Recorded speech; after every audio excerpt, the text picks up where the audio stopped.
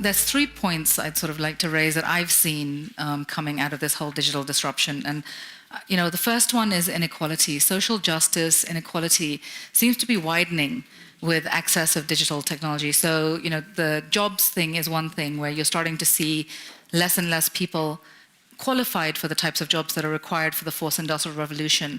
And the more people I talk to across Africa, where we talk about really high youth unemployment rates in the 40s, 50s, and 60%, they're saying these youth aren't even qualified for first industrial revolution jobs, forget the fourth. And what are we really doing about that? And that is a real worry. Right? In addition to that, most people, although you can say in Africa the statistics look amazing, that 70% of people have mobile phones, but most of those phones are not smartphones.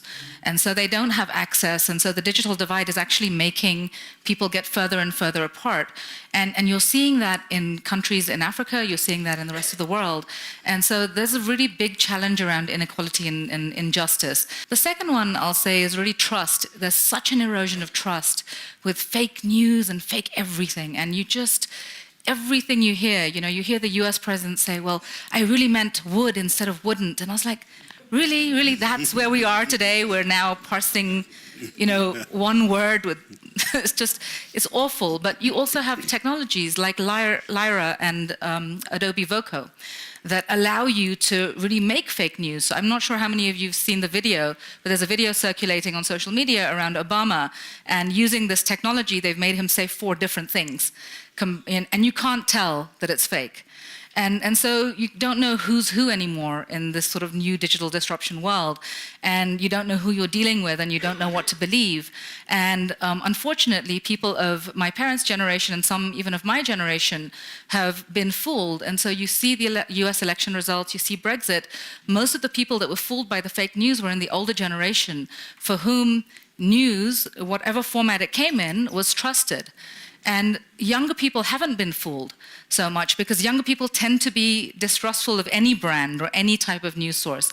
And so it's an interesting thing as you start looking at how it's starting to sway countries, but how it's also starting to create so much distrust in society for anyone.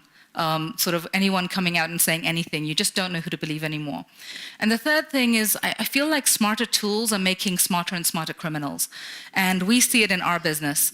We see that the criminals are better and better connected. Everything from terrorism to human trafficking to financial crime to corruption.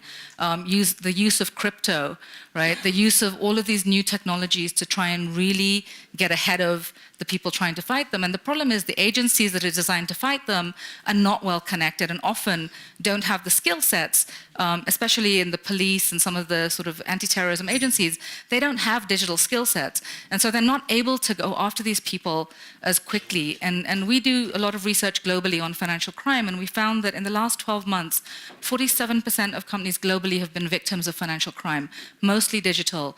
And the loss that gives you to the global economy is $1.2 trillion. So that's a lot of money that could be used to sort of really correct the social injustices that we have in the world that's completely being lost. And then to make matters worse, the amount of money that companies are spending to fight financial crime and to try and keep up is $1.2 trillion. So they're spending as much as they're losing, and they're not getting anywhere. And so, I don't want to paint too dire a picture, because I'm sure we'll come back with the solutions, but I think it's a real issue, and I think we need to start confronting some of these realities as we move further.